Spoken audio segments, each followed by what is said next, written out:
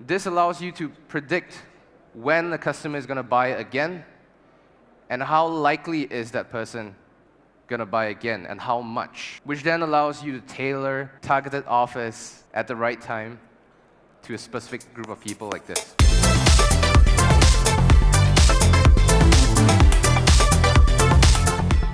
Step one, if you haven't already been segmenting your audience, you definitely have to. Segmentation is one of the most powerful aspects of e-commerce email marketing today. If you're thinking about email marketing in terms of email blasts, EDMs, that's something that's extremely out of date.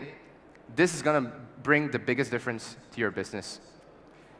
And personally, my favorite way of segmenting audiences, besides the typical engagement level, is these 3 types. And I'll give you specific examples of how you can do this with an email software that I use personally called Klaviyo.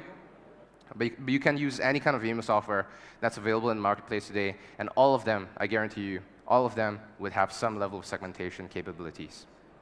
So going straight into it, interest groups, number 1, interest groups. Interest groups are groups of people that are interested in a specific collection of products that you have in store.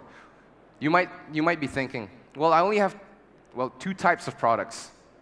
What can I do? Well, you have 2 interest groups. And the underlying fundamental reason for spending time on segmentations is for you to understand your audience a little bit better, for you to understand, is this a group of people that I should be spending time on to speak to, or is this a group of people that I can maybe set aside as like a good to have and focus on my interest group that accounts for maybe 90% of my entire audience size, which gives you a lot of insight to play with. And this is the way that we segment our interest groups: checkout started, viewed product, and placed order. If someone has added something to cart, if someone has looked at a product on your product page, if someone has placed an order, made a purchase of a specific type of products, you know exactly what this person wants. And that's the most powerful aspect of being able to manage your data, understand what your consumers want, and give it back to them exactly the way that they want it. The second type of segmentation is price sensitivity. Not a lot of people are looking into this, but price sensitivity is actually something that's extremely useful, especially you have 2 camps of people who buy based on price and people who buy based on value. This is especially true for brands.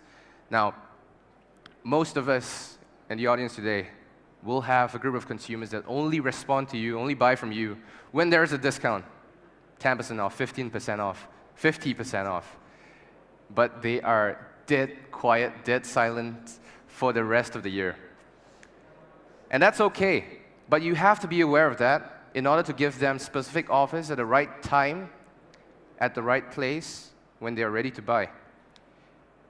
And during the holiday season, Q4 especially, you want to be extra careful, and you want to give extra attention to people who are price sensitive, because they are primed to buy in the holiday season. They know that discounts are coming. They know that offers are coming into their inbox. You can be a little bit more aggressive with people that are higher in price sensitivity. And the last one, this is extremely interesting to me. Very interesting to me. So this utilizes a machine learning algorithm to predict the customer's lifetime value that hasn't happened yet, based on historical data that you have on your customers. And this is available on Klaviyo. I'm not too sure on other platforms.